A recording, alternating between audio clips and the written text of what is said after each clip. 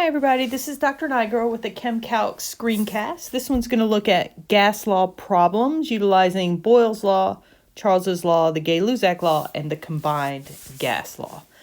All right, so remember, for these four laws, we need to define our variables, which we use to describe the properties of a gas. The first is pressure. All right, remember, pressure is due to the collision of the gas particles themselves with the sides of our container. And we use a capital P in our formulas to represent pressure. We also like to talk about the volume of a gas, or the three-dimensional space that gas takes up, and we utilize a capital V. And then finally, temperature, which describes the kinetic energy of the gas particles, and we use a capital T for that. So in our gas laws, we have four different formulas which utilize a variety of these three variables. I like to use this graphic to help remind me of what these gas laws are. So if we start at the top here, we've got P times V, which is Boyle's law, where the pressure times the volume in situation 1, or under conditions 1, has to equal the pressure times the volume in situation 2. All right, we also have V over T, which is Charles's law. All right, where the volume of the gas and its temperature are directly related, giving us V1 over T1 equals V2 over T2. And then finally, we have the relationship between pressure and temperature, which is the Gay-Lussac law. All right, which tells us that the pressure and the temperature are also directly related, giving us P1 over T1 equals P2 over T2.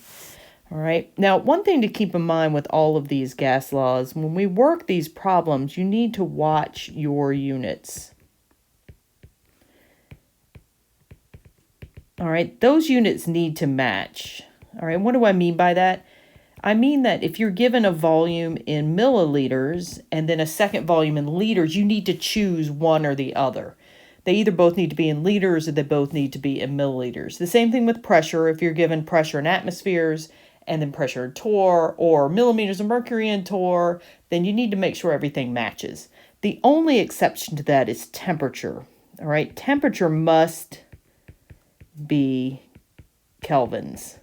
All right, it doesn't matter if you're given two temperatures and they're both Celsius, you still have to convert.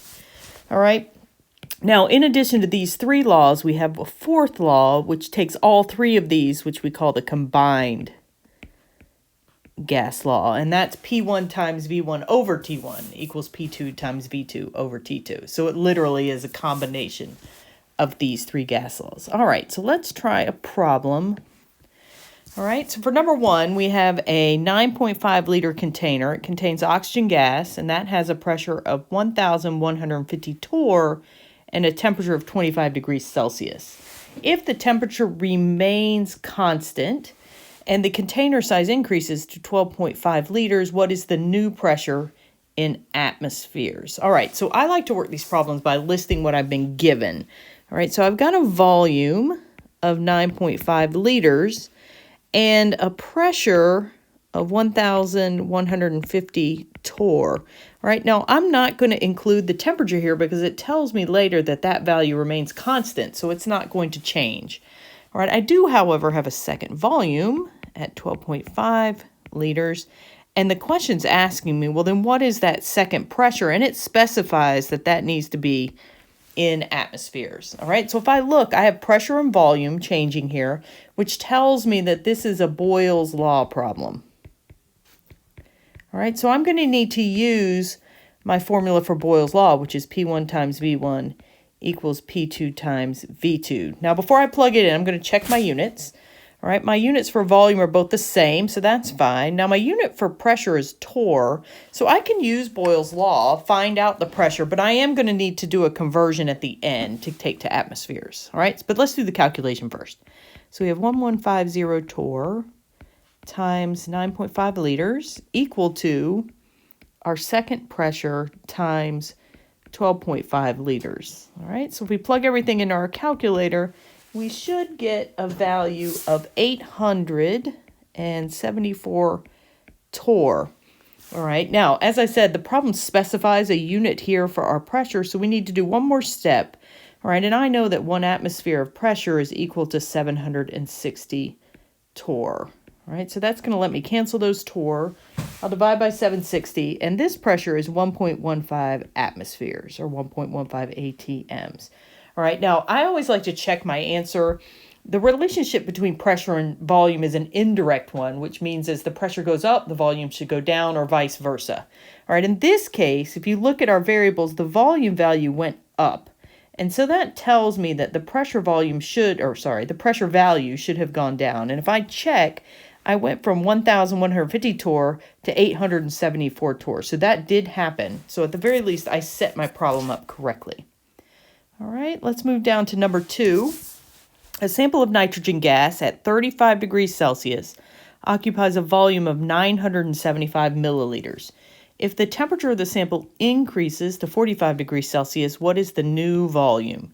Assume that the pressure remains constant. All right, so I've got a temperature of 35 degrees Celsius, and at that temperature, I have a volume of 975 milliliters.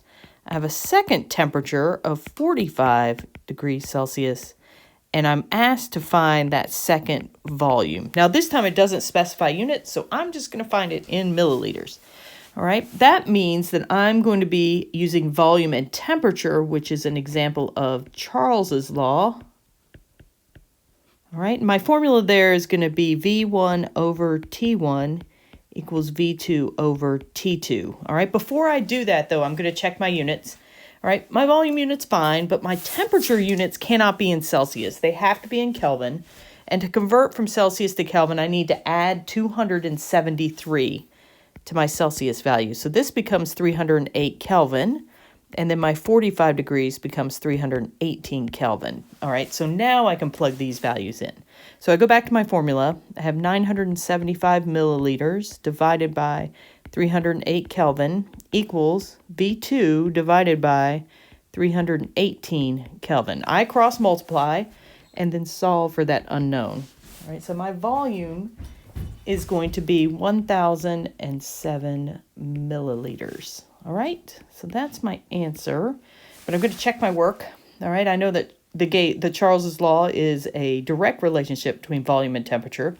All right, according to the problem, the temperature increased, which means that my volume should also increase. And if I check, I went from 975 milliliters to 1,007, so that did happen. So that should be good. All right, 2 more. All right, so for problem number 3, carbon dioxide gas is placed into a 2.5 liter tank, and the pressure of the gas is 3.5 atmospheres at 25 degrees Celsius. The tank is moved into a refrigerated room, and the pressure of the gas is now 2.5 atmospheres. What is the temperature? All right, now because it's in a tank, the volume of the gas can't change because the tank's volume is set. All right, so I don't need to worry about volume. All right, so I do have a pressure value of 3.5 ATMs. All right, and at that pressure, the gas was at a temperature of 25 degrees Celsius. We took the tank into a refrigerated room, and now we have a pressure of 2.5 atmospheres. And the question is, well, what is the temperature inside of that room? All right, so because this is pressure and temperature, this is an example of the Gay-Lussac law. All right, which means I'm going to be looking at a direct relationship where P1 over T1 equals P2 over T2. All right, so before I plug it in, I'm going to check my units. All right, both of my pressure values are in ATM, so they match. But I do need to convert my 25 degrees Celsius into kelvins, so that will be 298 Kelvin. All right, so now I'm ready to use my formula. So 3.5 atmospheres divided by 298 Kelvin is going to be equal to 2.5 atmospheres divided by my unknown temperature. I cross multiply, solve for T2, and I get a value here of, what is that? 213 Kelvin. All right, now the problem does not specify that I need to have this in Celsius, so I can just leave it in Kelvin. So this can be my final answer. All right, I am going to check, though. I know the relationship between pressure and temperature is direct. So here, the pressure So if the pressure went down, then that means that the temperature should also have gone down. And if I check, I've got 298 Kelvin before and 213 after. So I should be all set. All right. Now, this last problem, number 4, says that we have an 850 milliliter sample of nitrogen dioxide, which has a pressure of 850 millimeters of mercury at a temperature of 35 degrees Celsius. What is the volume of this gas under STP conditions? All right. Now, STP conditions, that gives us information about temperature and pressure because that stands for standard temperature and pressure. All right. So I have a volume value of 850 milliliters. And I have a pressure value of 850 millimeters of mercury and a temperature value of 35 degrees Celsius. The question wants to know, well, what is the volume of this gas if we're at standard pressure, which is 1 atmosphere, and standard temperature, which is 0 degrees Celsius or 273 Kelvin. All right, so this time we have 3 variables. So this is the combined gas law. All right, so before I can use the combined gas law, I got to check my units. All right, volume's going to be fine because I'll just get my answer in milliliters.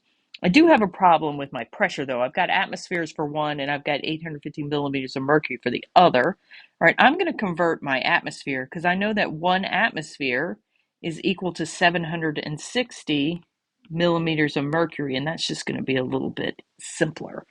All right, my temperature at standard temperature I have in Kelvin already, but I do need to change my first temperature, 35 degrees Celsius. That should be 308 Kelvin.